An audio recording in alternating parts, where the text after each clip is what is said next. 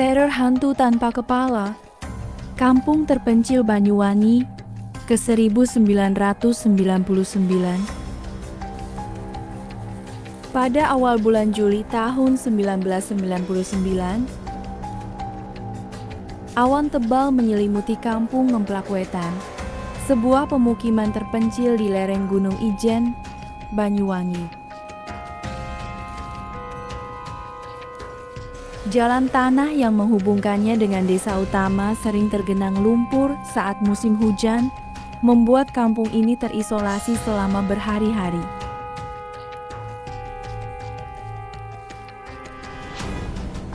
Situasi politik nasional yang tidak menentu telah membuat suasana di desa semakin tegang.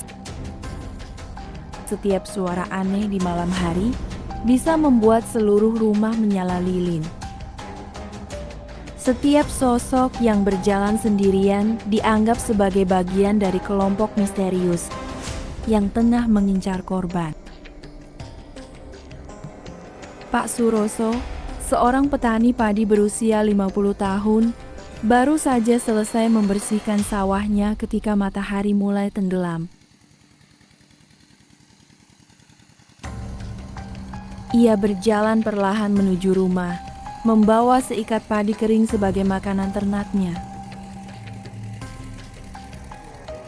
Sesampainya di depan pagar bambu rumahnya, ia melihat sesuatu yang tidak biasa. Sebuah sosok tinggi berdiri diam di halaman belakang, mengenakan kain sarung hitam dan baju panjang warna merah tua. Yang membuatnya menggigil bukan hanya sosok itu, melainkan karena di tempat yang seharusnya ada kepala, hanya ada udara kosong yang diterangi sinar bulan purnama.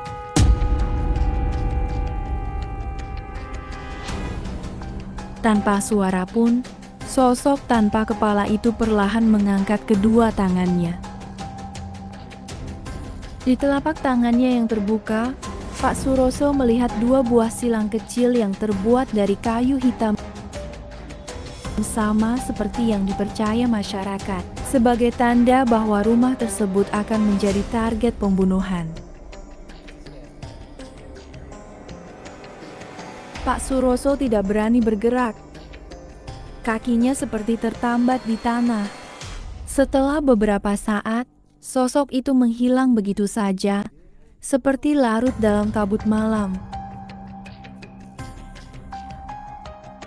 Keesokan harinya, cerita Pak Suroso menyebar seperti api di sekam.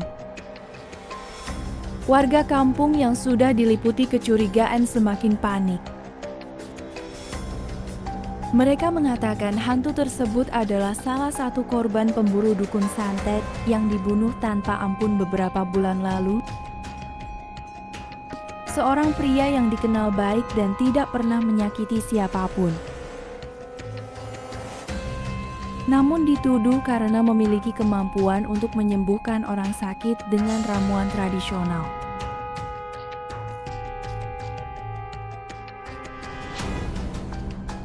Kata orang, kepalanya dipenggal dan dibuang ke dalam sungai, sehingga rohnya tidak bisa beristirahat dan kembali sebagai hantu tanpa kepala untuk memberikan peringatan. Malam berikutnya, hantu itu muncul lagi kali ini di halaman rumah Pak Kadir, ketua kampung yang baru saja menyaksikan 3 warga di desa tetangga diburu dan menghilang. Sosok tanpa kepala itu berdiri di tengah halaman.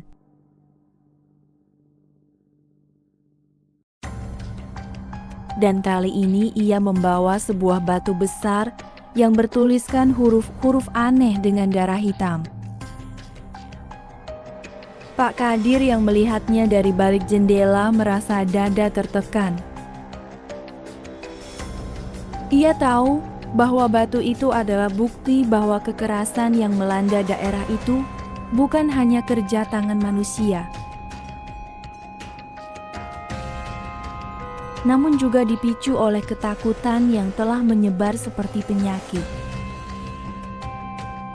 Beberapa hari kemudian, Ketika kabar datang bahwa pemerintah mulai mengambil tindakan untuk menenangkan masyarakat dan menghentikan pembunuhan sembarangan,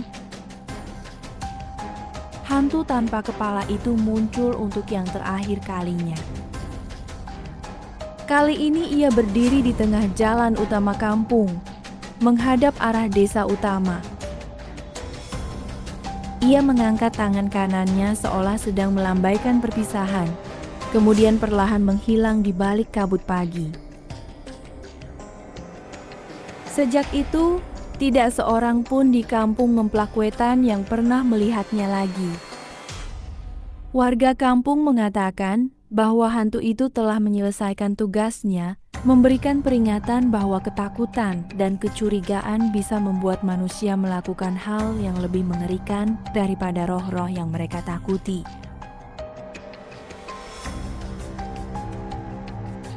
Sampai sekarang, ketika musim hujan datang dan kabut menyelimuti kampung, beberapa orang tua masih bercerita tentang sosok tanpa kepala yang pernah menjadi penjaga kampung mereka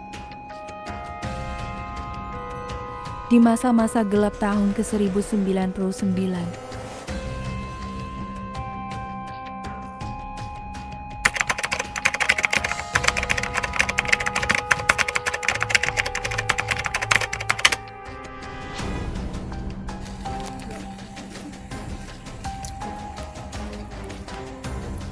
Wes garek ngedit ya iki.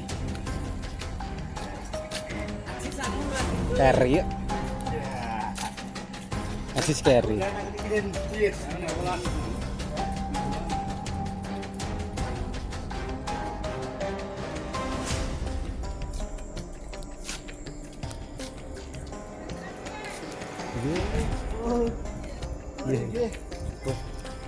Iya.